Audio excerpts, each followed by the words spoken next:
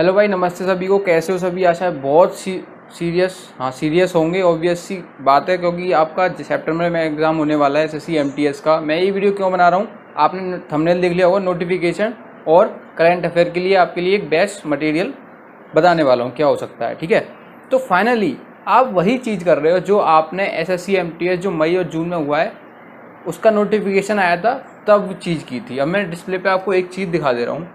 ये दिख रहा होगा आपको, जो multitasking non technical staff and havildar CBIC CBN examination 2023 है। इसकी डेट जो एसएससी ने दी थी वो 14 जून की दी थी। ठीक है, जो 14 जून आपकी 10 दिन पहले ही निकल गई है। आज 24 तारीख हो गई है। ठीक है, और इसका ये लास्ट डेट बता रखी थी इसकी 14 जुलाई। ऑब्वियसली बात है, लास्ट डेट तो इसकी बढ़ेगी। नोटिफिकेशन नहीं आया है अभी, है ना, इसी के बारे में बात करूँगा। वही चीज़ कर रहे हो आप जो आपने पहले की थी, जो मई में और जून में आपका एग्जाम हुआ है अभी, उसका नोटिफिकेशन आया था तभी वही चीज़ की थी। और उन स्टूडेंट का पेपर अच्छा नहीं हुआ है भाई। पर्सनल टच में हूँ, अभी आगे बताऊंगा क्या क्या चीज़ें आपको नहीं करनी है। ठीक है, सितंबर में आपका एग्ज़ाम की डेट थी ये। ठीक है, अब इससे हमें एक चीज़ तो पता चल गई कि भाई एसएससी का जो नोटिफिकेशन एसएससी ने निकालना था वो अभी लेट कर दिया है। ठीक है, लेकिन जो सितंबर डेट दे रखी है ना, हो सकता है एसएससी बिल्कुल टाइम पे एग्जाम कराए, क्योंकि एग्जाम लेट नहीं कर रही है एसएससी। अभी बहुत सारे बच्चे तो ऐसे हैं मेरे भाई, उन्होंने दोबारा पढ़ना स्टार्ट ही नहीं किया है। वो सोच रहे हैं कि मैंने जो पढ़ लिया है यार वही है, और क्या नेक्स्ट पढ़ूँ मैं, वही रिवाइज करना है मुझे, कुछ ज़्यादा नहीं है। भाई ऐसा कुछ नहीं है। अपना जो आपने क्या करके आए हो ना, गोबर करके आए हो एग्जाम में, उसको एनालिसिस करो, क्या करके आए हो गलत। ठीक है, वहाँ से आपको चीज़ें पता पड़ेंगी। ऐसे नहीं कि भाई हमने तो सब आता है, हमें तो बस रिवाइज करना है। वहाँ पे फिर क्यों नहीं अच्छा कर पाए, आपको सब आता है तो। ठीक है, फिर लास्ट में मुझसे पूछते हो भाई नोट्स दे दो, पीडीएफ दे दो, कुछ इंपॉर्टेंट टॉपिक बता दो।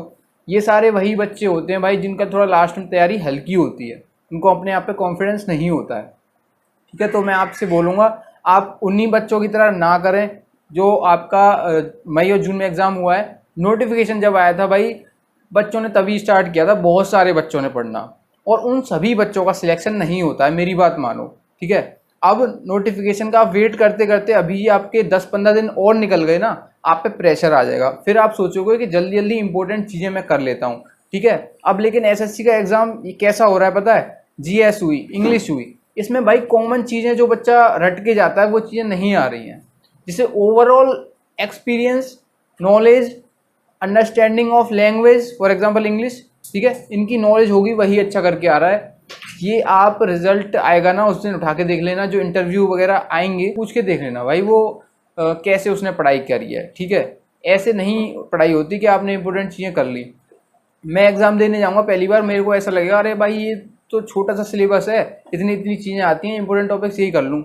लेकिन मेरे साथ क्या होगा, अगला एग्ज़ाम दूंगा ना मैं, तो चीज़ें मुझे डिफरेंट लगेंगी। क्यों लगेंगी? क्योंकि भाई मैंने इंपॉर्टेंट चीज़ें पढ़ी हैं। एग्ज़ाम का सिलेबस इतना वाइड होता है, वहाँ से मैंने कुछ पढ़ा नहीं है, वही चीज़ें रट के आ गया हूँ मैं।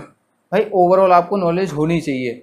ऐसे इंग्लिश हुआ, इंग्लिश भाई एक लैंग्वेज है, उसमें आप रूल्स वोकैब कितना भी रट्टा मार लो, आपका पकड़ नहीं बन पाएगी तब तक जब तक आप उसे फील नहीं करोगे।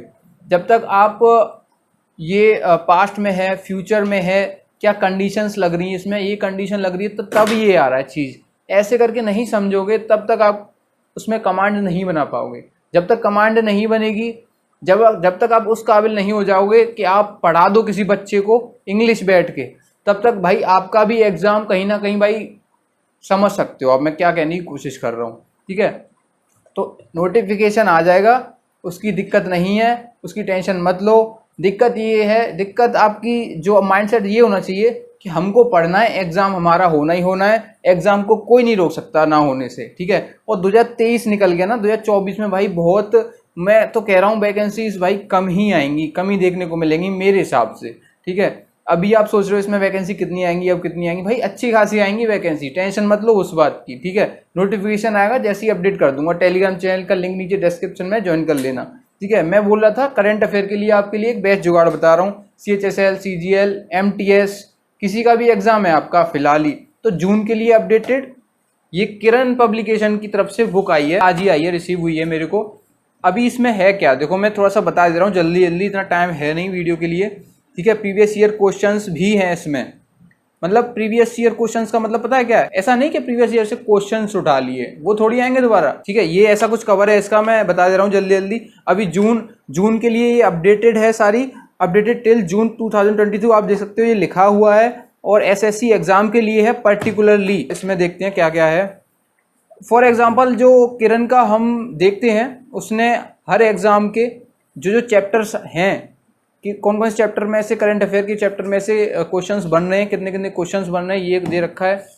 और क्या क्या है इसमें आगे दिखा दे रहा हूँ।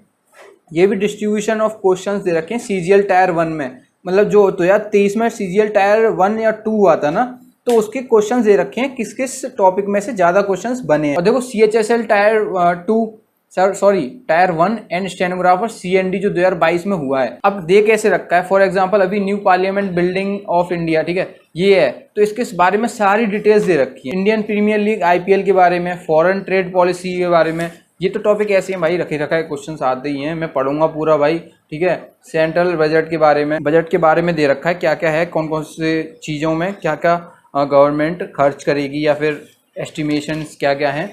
फिर उसके बाद ऑब्जेक्टिव क्वेश्चंस, मतलब टॉपिक खत्म हुआ तो ऑब्जेक्टिव क्वेश्चंस यहाँ पे। अब जैसे क्वेश्चन है नंबर 15 दे रखा है, consider the following statement, the declare of net zero place to achieve net zero emission by goal by 2070। मैंने पढ़ाई करंट अफेयर, ये सही है भाई, पहला वाला सही है।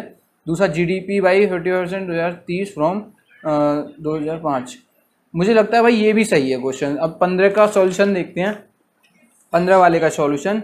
ऑप्शन 3 का कह रहा है भाई बोथ एंड 1 एंड 2, ठीक है, मेरा सही है।